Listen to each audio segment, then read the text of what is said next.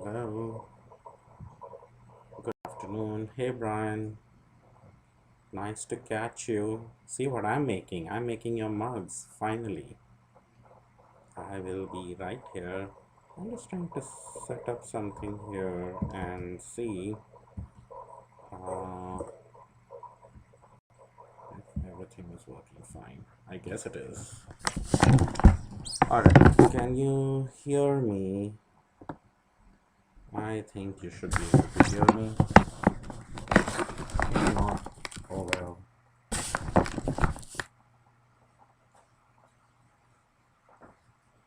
Ah,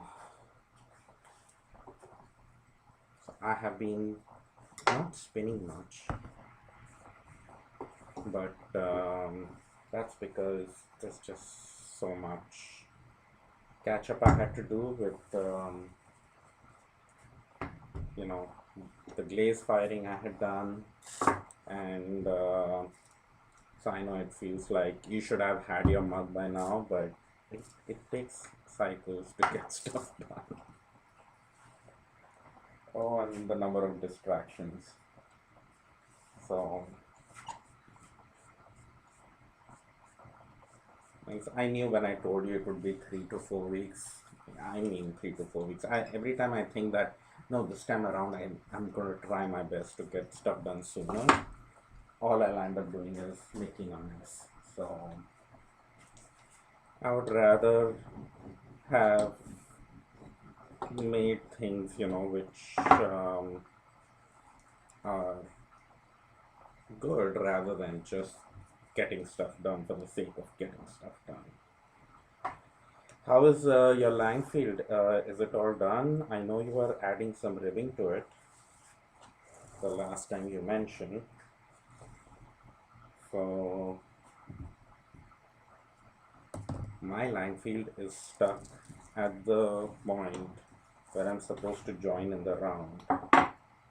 Um, hey Avanita, it's been a while since I came live on Facebook, huh? But it's finally happening. I'm getting all confused as to what I'm trying to do here. And this, yeah, I hope I can do it. My parents are leaving on Wednesday, so that will kind of get me back onto the routine of uh, doing things regularly. I mean, there's going to be no excitement, there's going to be no schedule changes or anything. It will just be like, I can go live when I want to. Um, Now too, I'm almost sure I'm going to be interrupted now for lunch.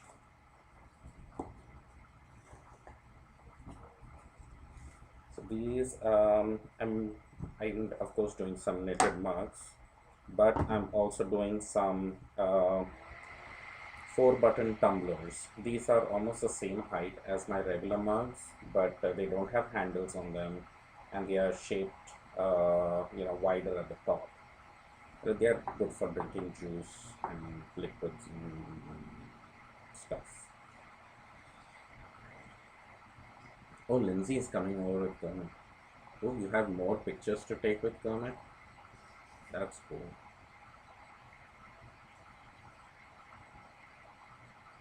Yeah, your Sokyan Brian is looking amazing. And the minute you mentioned two plies A to C and one C to A, I'm like, oh, I know what he's talking about. I had uh, I had followed Alana's book. Uh, I think when it came out, or maybe a year or so after that, um, and I was addicted to that. I dyed a braid in the most weirdest of colors, which I knew I wouldn't particularly care for. So it was like an exercise to see, because if it was a nice braid, then I would be all like concerned about, oh, I need to do justice to this and things like that.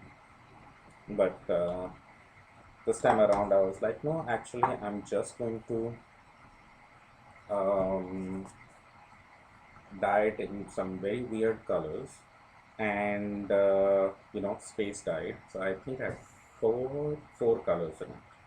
Yeah, I had four colors in it. It was like hot pink with an aqua blue, a yellow, and I think some sort of green. It's just bad. All those four things shouldn't have been there. But the whole point was to see. Oh yes, and there was purple. There were five colors total. I remember that.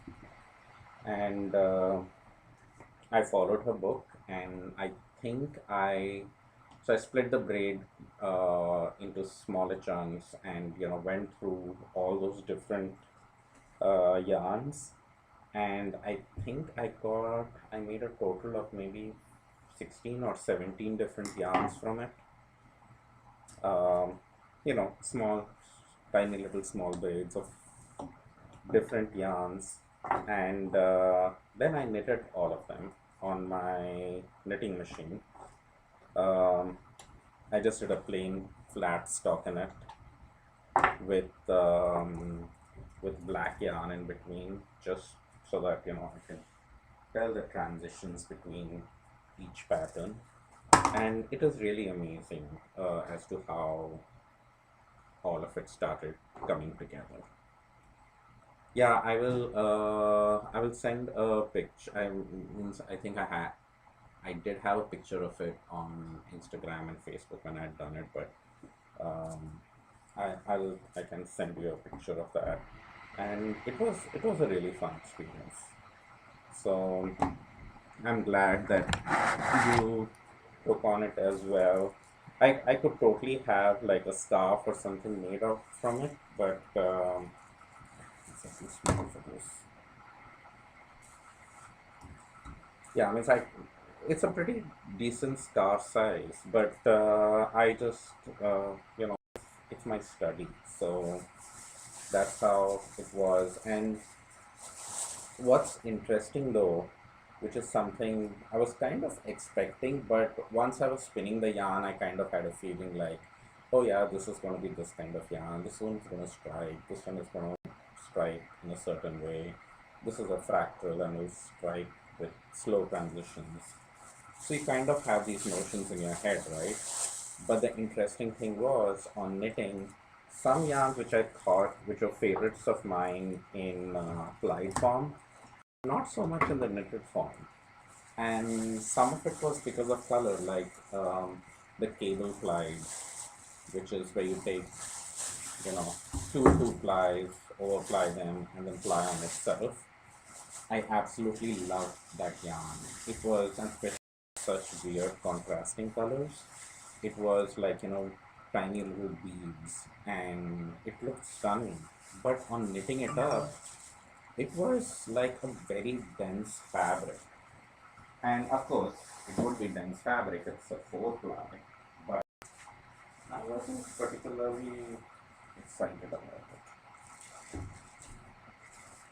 So, and all those different, two ACs and one CA, and then combining the colorful braid with like a neutral ply, which is what Alana was recommending to you, and which is what I was warning her about.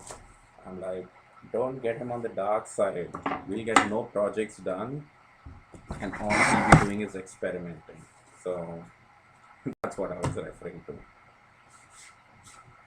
Because I had, then every time I looked at a braid, I felt like I needed to do 15 samples of it before I spun it. So that's not a good thing. You'll never get any spinning done then. But I got over it eventually, and but it does give you some really good ways to think about a braid once you get it. Um, I also like options in which you can card your colors together and then spin them up. Or if you want a really smooth transition between the colors of your braid, the section in which there'll be a staple length which is dyed in both the colors, you could card just that section and then do that. So you almost get a very distinctive in between color there as well. So it was a lot of fun stuff in that particular book. It's one of my favorite ones. Yeah, so another book, you probably have it, and you have referred to it as well. So there are two other favorite books of mine when it comes to spinning. The other one is Sarah Anderson's, what is it, Spinner's Design of Yarn or something. And that's another book in which every time I open it, I go like, I just want to make every yarn in this book exactly how she describes it. And it's a lifetime's worth, I think, all the stuff she has in that book. So, since I still go through it and I'll pick out a certain yarn and then I'll make changes to it. Like, I'll do a core spun instead of a single and, turn it into another kind of art yarn or something. So I keep experimenting with that. But every time I look at that book, I go like, to make each and every yarn in this book. So I'm getting there. But the Alana's book, I just sat once and I did the whole thing. And then once you actually go through that process of taking a braid and spinning it in all those different ways, you get there is a lot of excitement because you kind of want to make all of them, but as you're making them, you learn more things, and then more options pop up in your head, and then you realize that, oh, there are actually 50 more ways that you could do this. So it just kind of opens up your mind as to the number of options out there, and especially if you start mixing up different braids together, which is what my current spin is like. It is taking different braids and flying them together.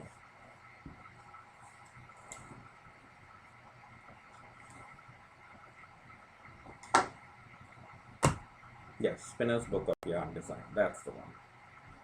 And then my third favorite one is Yarnitecture by Gillian Moreno, and that book is just plain fantastic. And she has a chapter in color, which is very interesting. And I think some things overlap between Alana's book and Gillian's book, but it's such neat perspective on the practicality. Like yarnitecture is more about spinning the yarn that you want to knit with. So it's more about like a knitter who wants to spin yarn. So even Alana's is kind of the same thing, but yeah, that's a fun stuff possible with that.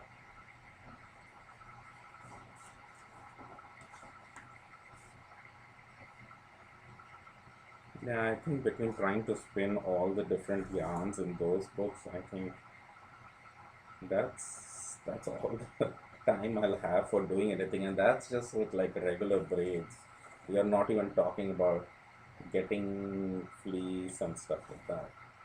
You don't have yarnitecture yet? Okay, add it to your shopping list. Actually, yarnitecture was yarnitecture. Yeah, yarnitecture was my very first spin book. That's right. Yarnitecture was my very first spinning book. Or no, I think it was Judith McKenzie's Intentional Spinner. Yeah, that was my first spinning book. And then of course I saw many videos and things like that. But then Jillian's was my very next book that I got. And then it was the Spinner's Book of Yarn Designs. If that's what I keep messing up the name of that book so bad. But you know the one I'm talking about, Sarah Anderson. That was my next one, and then it was Alana books. And after that, I've purchased some other books. There was, but they are more like art yarn based books. Some for reference, some for inspiration. You know, still have so many I want to try.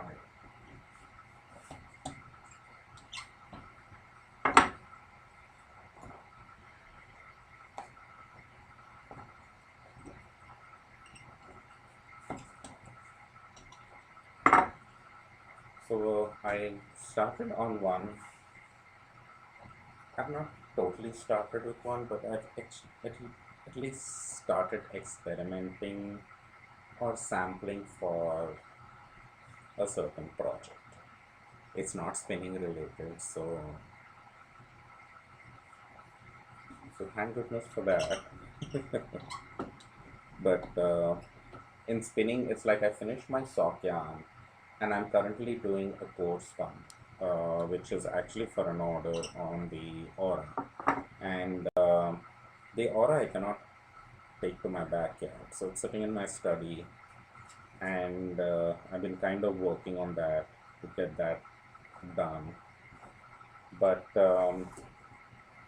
and of course my sweater spin is going on.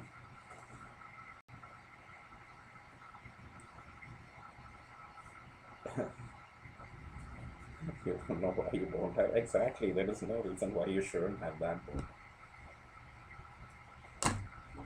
But yeah, so in the transition of the spinning project, I've been helping my mom finish up her sweater, which is on its completion. The only thing left is the neck ribbing, and so she did the whole sweater start to finish in 6 weeks. So that's pretty impressive. And it's not, 6 weeks would be like, yeah, it's fine, but this was knit with my hand spun fingering weight, 2-ply yarn on size 3 needles, and it's a full length sweater with 3/4 sleeves. So it is quite impressive how much knitting she got done. So yeah, and size 3 needles, that's tiny knitting, but the sweater is looking good. It's fitting her well. Now the only thing left to do is the neck. So spinning projects I've told you. Knitting projects, I'm basically helping mom. I finished the socks for her, the self-striping socks, which I had recently posted. Those are from commercial yarn that I had done from mustache yarn. So those were for her. Her Langfield is the one that is kind of stuck right now because I'm getting dragged to do. I just ordered it. Oh, such an enabler. It's definitely one of it's like a must-have among spinners, and that's what If you're surprised you don't have it yet, if you have all the others, I'm surprised that you don't have it yet. It's a must-have, and I don't know how much further she is into it, but at least 1 or 2 years back, she told me she was working on Yarny Texture Part 2. So I'm still hoping that's happening. Okay, so I talked about spinning, I talked about the knitting project. Plus, I've been helping my dad weave. So he's been weaving on my tabletop loom, and we have gone through the process of warping it twice, and then he's woven 2 pieces of fabric on it, and now he's warping it again by himself, so that he totally understands how to use the machine. I'm not helping at all, unless he's like, okay, something's wrong and I don't know what it is. That's when I go for help, but he's barely asked. In fact, I kind of butt in and go like, I said, you're struggling, let me see what's happening. So, but yeah, he's doing well on that. But so that's weaving project only. And I just had a feeling that it wasn't enough excitement in my life. So I I kind of started sampling for a quilting project. Yes, quilting. I Last year is when I got bitten by the quilting bug. It's much quicker color satisfaction for sure. So that's what I liked about it. That I can see colors in front of me, put them together, and go like, yes, this looks good together. You know, there is no dye it, figure out a formula for it, then spin it in like the million ways that you can spin it, or card it and spin it, like with prepping and spinning, and then plying it in the other million ways you can do it. And then are you plying it for socks? Are you spinning for sweater? Are you spinning for a hat? Like all of it changes everything. So there's so much, your color satisfaction, or your um, at least my color fix, it doesn't happen quick enough. Quilting is one of those things where I can just kind of like painting, and you can kind of just see the color in front of you. But I don't paint much other than painting my mugs and stuff. So yeah, I started on a quilt project, and I had thought I wouldn't do another quilt project after I got done with my last year's project, because I did two quilts last year. I did one for Casper. That was my first one because it was a scrappy quilt, and I actually enjoyed that a lot. There was no pressure. I could cut any way I wanted, and I didn't care if corners didn't meet, or once it came together, it's like it's not noticeable that it's not perfect. So I kind of really enjoyed that. It was very relaxing and everything. The second quilt I did, I said, okay, I'm going to do a proper quilt in which my corners are going to meet, every square is going to be perfect and everything. And a little stressful. And it came out really well. And then I wanted to get it really well quilted, rather than me trying to machine quilt it on my toy machine. I had taken it to my friend Melody, who has a long arm machine, and she helped me quilt that thing, which also took a ridiculous amount of hours. I'm so surprised it takes so long to even quilt with a long arm. And when I got it, I was like, okay, the quilting takes so long. Just making the quilt top, and then the whole quilting process, putting the backing and all, took so long. The binding I did myself, which was fine. The binding is the edge you put on. That was fine. But then I was just exhausted, and I said never again. Like, I still had fabric and stuff, but I said, I don't think quilting is for me. It's too fussy when it comes to that kind of quilts. And then I was thinking about what to do, and well, that quilt finished, and that was a gift. So I had to wash the quilt, because that's the way they say you finish quilts, like just how you finish yarn, you need to wash it. In the washing machine, hot, washed it, put it in the dryer, and it came out. And because the fabric wasn't pre-washed, it turned into this really amazing, wrinkly, and bubbly, soft textured quilt, and I just absolutely fell in love with it. And that did not happen with Casper's quilt, for I think it could be two reasons. One, that I had pre-washed all the fabric, um, because I'd gotten it free from Buy Nothing or something. Yeah, one of those groups. And this was COVID times. I was like, I don't know where this fabric has been. So I pre-washed everything before using it. Um, and also I had quilted it rather than doing the long arm quilting. So it didn't create those bubbled textures like that. So I was Means I like the quilt, but it didn't do that magic which happened with this other quilt. So because that happened, then I switched my mind again. I said, oh, I really want to do another quilt. But I wanted to be careful that I don't get excited and start planning this again very complex quilt which requires a lot of fussy cutting and all of that. So I was thinking about it and decided I wanted to do another scrappy quilt. This time a bigger size one rather than baby quilt. Uh, Maybe a full size, a full or a twin. I'm still trying to decide. It could be a nice big lap quilt to put while watching TV, something like that. And again, because it's scrappy, I thought that I won't feel the pressure of you know having everything perfect, and it will be fun to do. So that's what I'm sampling right now. I made a block, actually made 3 blocks already, and I'm kind of liking the process. I'm liking how it's turning out. I need to make around 30 blocks. And when I was going through all my fabric scraps that I have in order to make it, I barely have enough. I have enough only for 10 blocks, actually 9 blocks.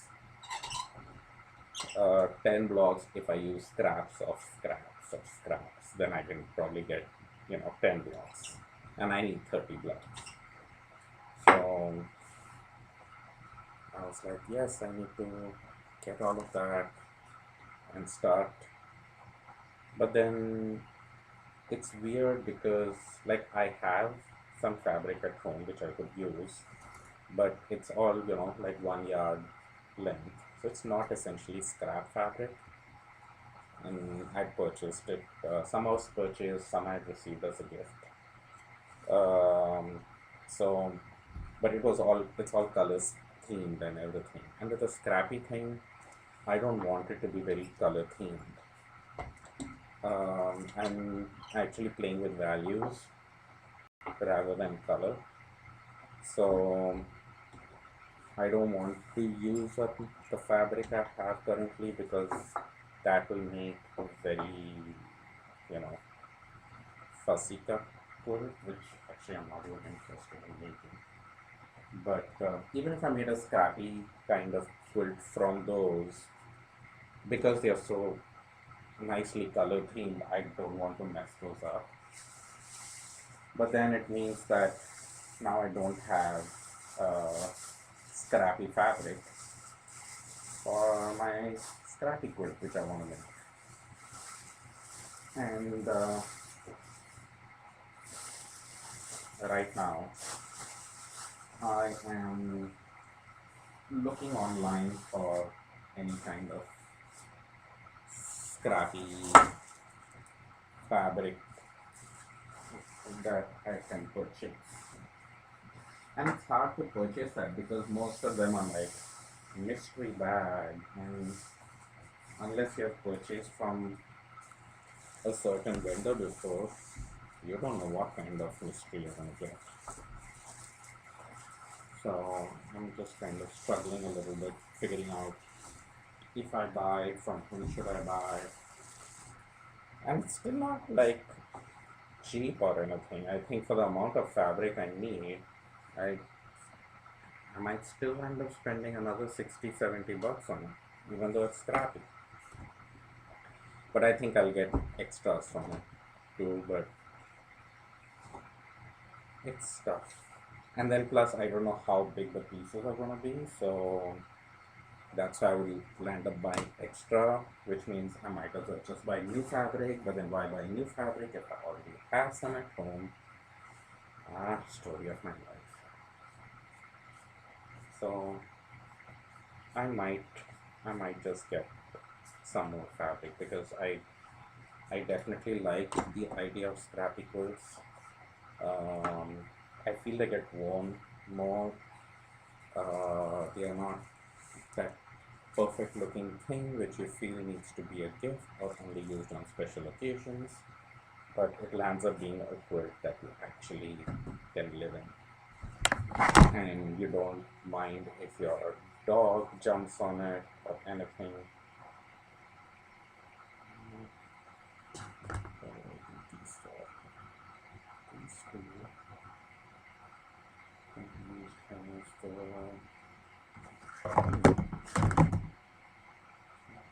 these four, so a couple minutes. Okay, let's try that. So yeah, that's kind of where things are. So anyone who's listening, quits. I would like to know if you have a good source for getting fabric scraps, and I think I need like I would prefer the entire width of fabric. So I'm not looking for like buying 5-inch pieces or something. That's the other reason why I can't just purchase any scraps. I really kind of need to know like they are the end of the bolt and stuff that I can use.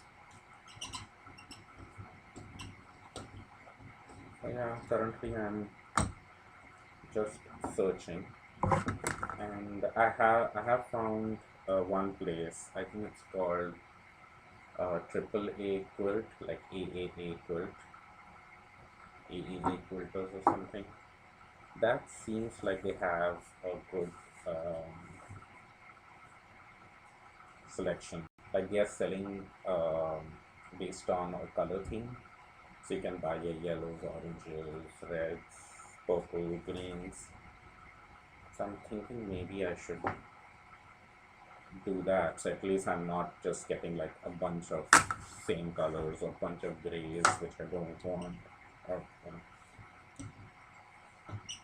which is the other thing. I don't know if I'll ever purchase gray as such, but if it lands up in a scrappy thing, it's always much needed. So I would still want it, but I find it very difficult to purchase it. So because I like color, but I keep thinking whether I should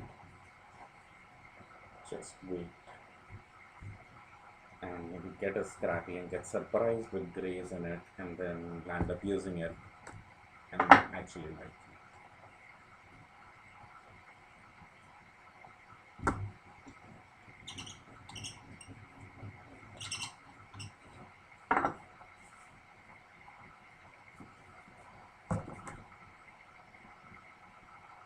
So yeah, so nobody responded to me, so it looks like anyone who's watching doesn't quilt.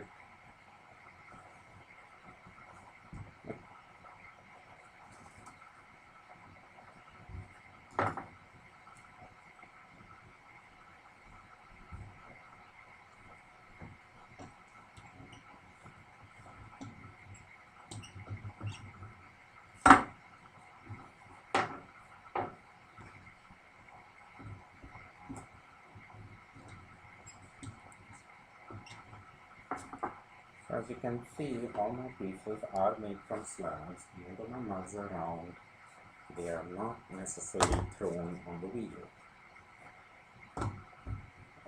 These I want them to be maybe some lidded, not mugs, but lidded pieces, which are going to be like sugar creamer pieces. It's actually my mom's request. So she wanted some, so I said, fine. Let's see if I can get that done.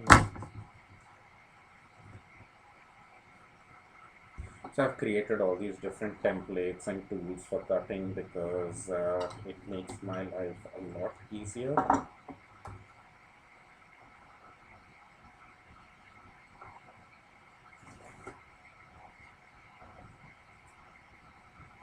To make everything the size that I want it to be.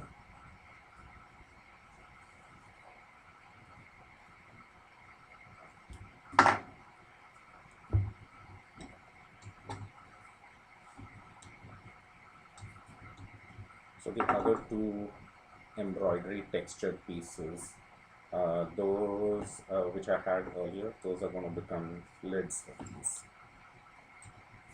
So That's what the plan is.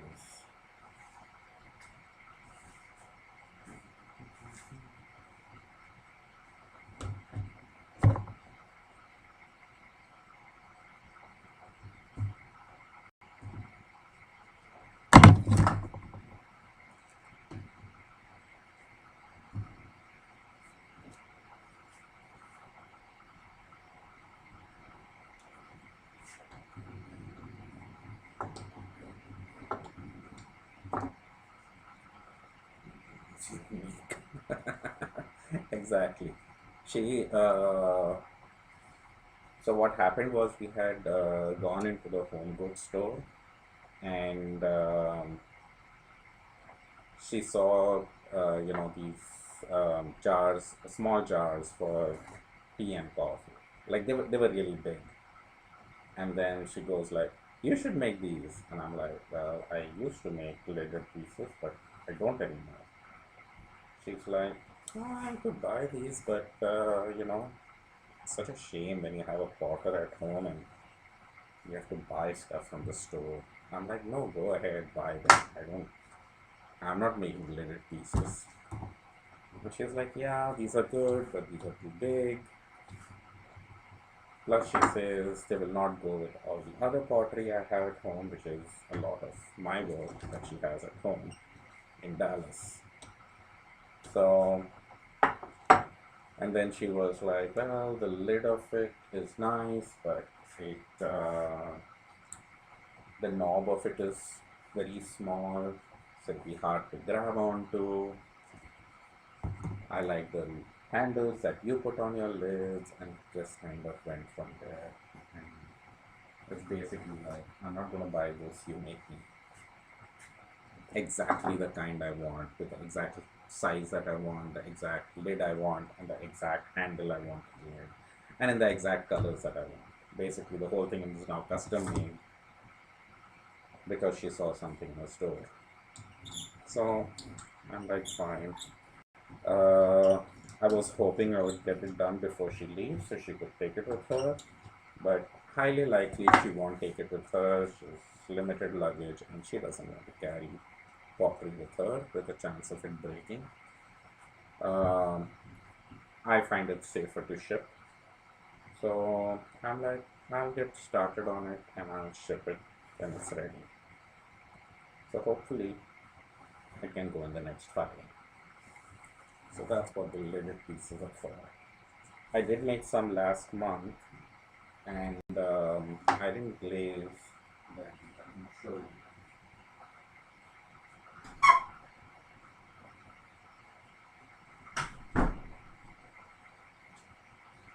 While glazing them, there was a fault in them, and so they have the buttons. They are also slab built, and that's the lid, and that's I see the handle is pretty big on the lid, so it's easy to grab onto. And the lids are decorated on the inside. That's the pattern. But I had a wax kind of leach onto the rest of the surface. I have to refire it to burn off that wax. So I have one, but she needs two, but slightly different size, etc., etc. So, so that's what that work is all about.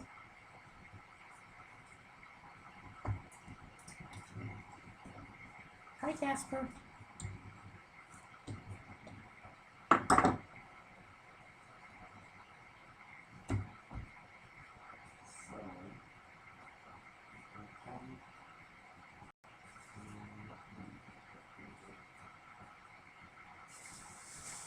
This is Casper. You can stay here.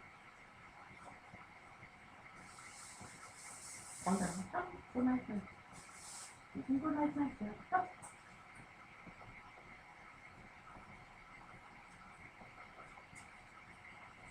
Good night, night, Casper. All done. So, funny thing is, Casper came here to chill out, and that timing, because it's at the same time at which I needed, the plastic bags which are behind him, and he hates the sound of plastic bags rustling.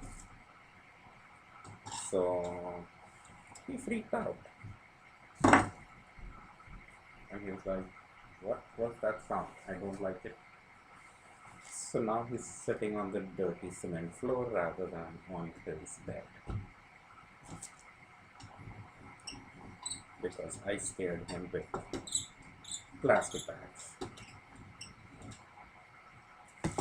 When we got him, it was kind of weird that, he initially he was like not barking at people, but he would like kind of get a little excited and but that very quickly stopped. He got at ease with that very quickly.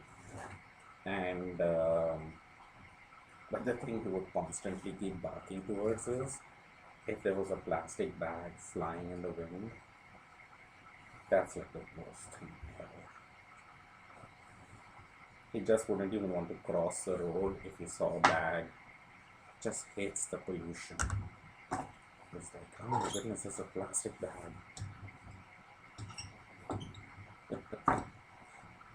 Very, very green dog, earth friendly. Does not like plastic bags at all. Hates them.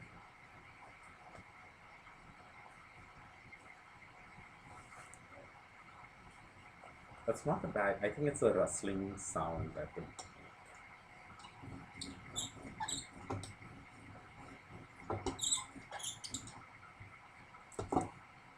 There was one time he ran into the backyard and he was just constantly barking. And we thought there was probably a raccoon because we do get raccoons. We face a green belt and they can drive him crazy. So we thought, oh, there must be a raccoon family want to step out. But he was barking the opposite direction of the green belt. So he thought maybe the raccoons were in our yard. So that's why he was losing it. But no, there was a plastic bag blowing in the wind in our backyard. So he was just barking at the plastic bag.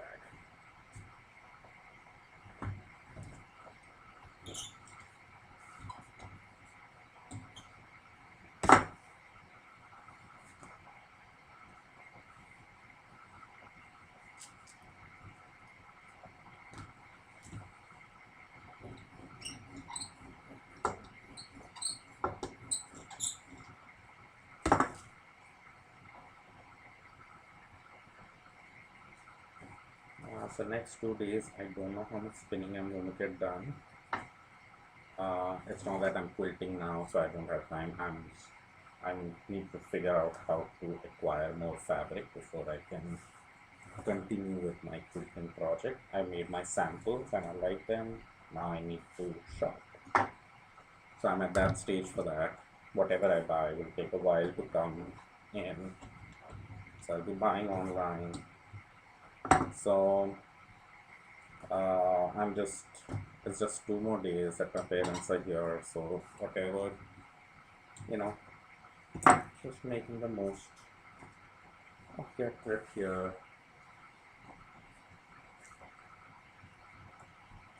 And then they will be in Dallas. I don't know when we'll be making our trip there.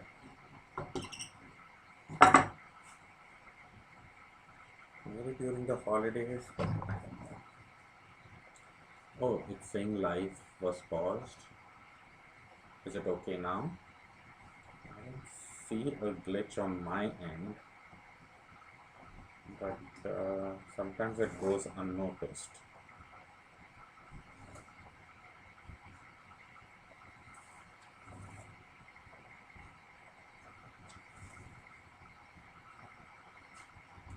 Okay, I'm back now.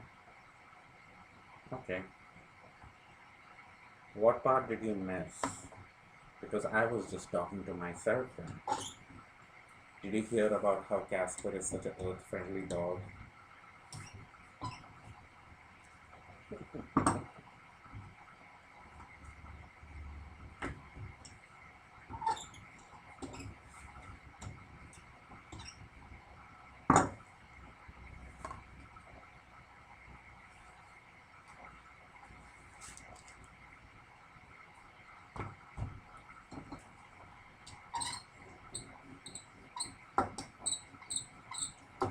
can see how many knitted mugs I'm making. And again, in this round, uh, Brian, yours is definitely going in the firing. But in addition to that, I'm making another 8 for an order. Then there are some more for 1 or 2 orders here and there. And I think I have only 2 extras or something. So I won't have a lot more extra of these mugs left. Which I always wish I made more, but then there's only so much I can fit in the kiln. And it's already taken me a while to get to making these. So, and I don't mind doing them in smaller batches. That way I can get more done rather than, I used to always make 50 mugs at a time.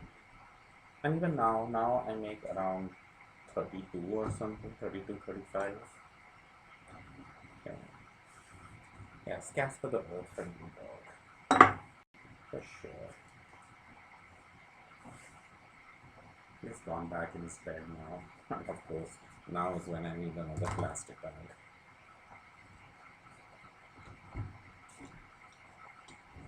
So yeah, hopefully I won't be far away from spinning a whole lot. I'm also kind of trying to decide what to spin next. I'm doing my core spinning on the Aura. I'm of course doing my sweater spin, which you all have been watching in the morning, but my Sparrow is sitting vacant.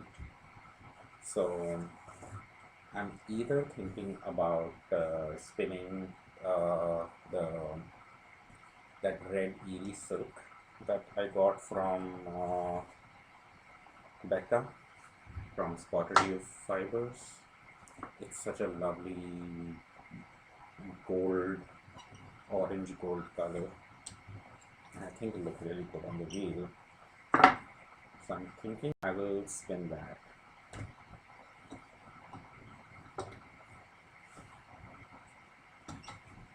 And it'll be a good, travel project. On Saturday, I think I'll go spinning, knitting with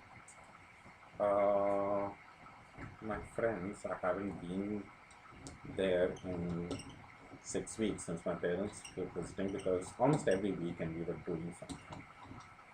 So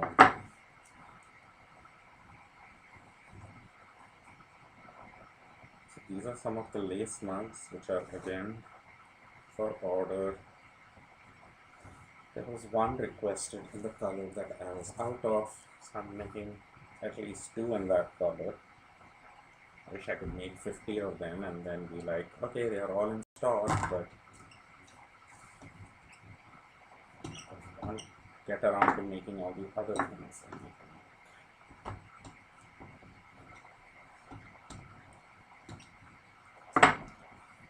So today, the walls of the mugs are being prepped.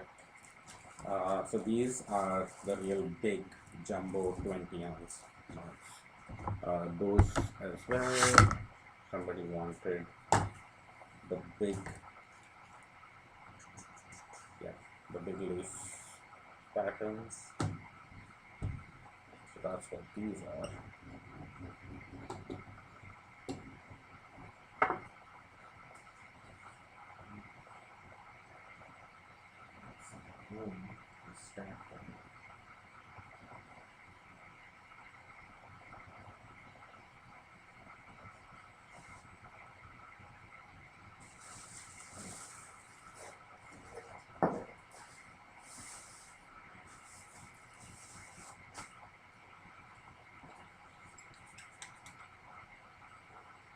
Ooh, sweater quantity of wool. What fiber are you getting?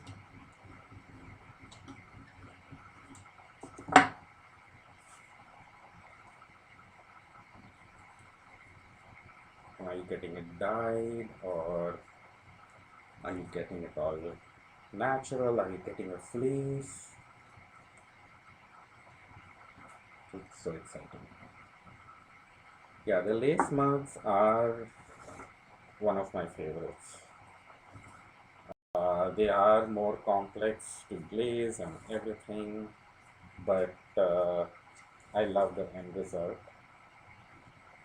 because their transition is amazing. Like you can still see the texture and patterning here. Look up there. So you can see the texture, but it totally gets even more highlighted after getting glazed. So like the transition is huge. Like when a white mug comes out from the bisque firing, it's not exciting at all. But once it gets glazed and fired, it's just totally transformed. That's why I like making them.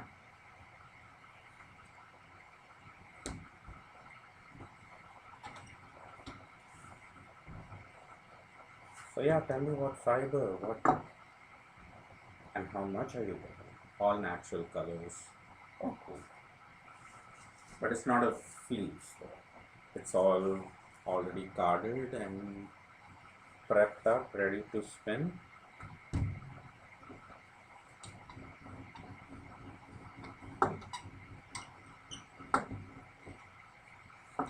Or are you getting a fleece that you're going to wash? But there's so many different ways you can get wool. Choices are endless. I actually received a fleece recently, uh, and it's all pre-washed. It's not carded though, but it is rolling good, so you can just go ahead and start spinning, which is nice. So yeah, I'm so this is brownie, and it is like almost like a brownish gray. It's more gray than brown, but it has a little bit brown in it, but it is gray, and but it's very clean. It just has a little bit of veg matter in it, but from touching it and feeling it, it feels like all the lanolin is gone, so that's good. I do like a little bit of it in there, but I know that causes dyeing issues if it's not totally clean, and it can also gum up your tools. So in that respect, I'm kind of happy that it's all nice and clean, and I do plan to card it. So I'm going to card it on my drum carder, and most likely add some color to it, maybe some sari silk, something, because that much of gray is very tough for me to spend. So that was the last mug that I had to trim, and I'm working on, remember I had shown the butter dishes earlier, so these are the butter dishes that I'm working on. They still need to go through their phases, and then I have creamers that I'm working on. So those are the more, everything is time consuming, but it is more time consuming than the mugs. It's more complex than the mugs, and I'm making only two of them. The creamers I'm making 6, 7, 8, out of which I think 4 of them are for orders. So uh, I don't think I'm ready to process a full sweaters quantity fleece. Yeah, it's too much work. I haven't done it myself. So the I have purchased only bits of raw fleece earlier. I purchased I think the very first time just 8 ounces of it, of raw fleece, just to see what the process is involved is to wash it and prep it and spin it. So I did that 8 ounces. The second time around, I felt a little brave, so I got a pound or maybe a little more than a pound, and again went through the process, washed it, carded it, and then recarded it with some sari silk. That's what I spun last year in the summer, and this year I I was almost sure that last year also I wanted to get a full fleece and wash it and do the whole thing for the full fleece. But it just felt like a really big thing. Plus, I don't have a setup for cleaning up so much fleece. So I didn't do anything much and just let it be. And now the fleece that I got, that's already washed, so that's kind of nice. And it's a Romney, so I don't know how. I know it's not necessarily next to skin soft, but you know, I think it'll be nice for a decent outerwear kind of garment. That's the whole.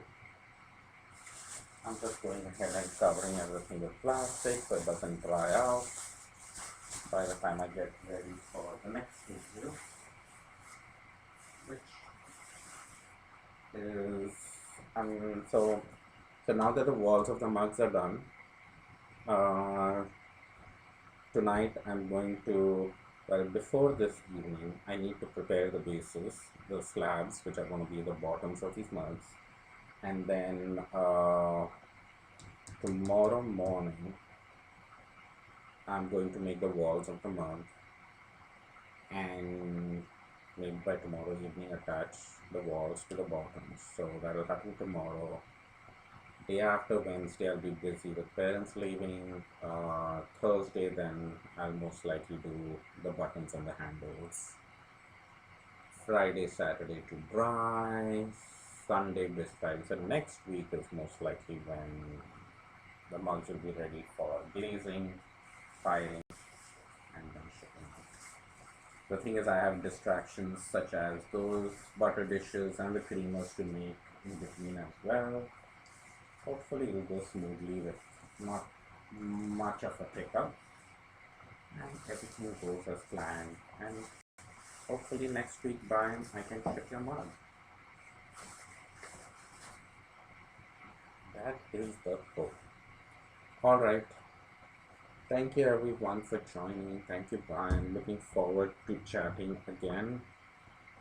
And hopefully soon I'll be spinning again. Which I'm talking a lot more about that. Even while doing clay, I'm talking about spinning. There's something seriously wrong out here. Hey, I talk about things that I do. Alright, take care.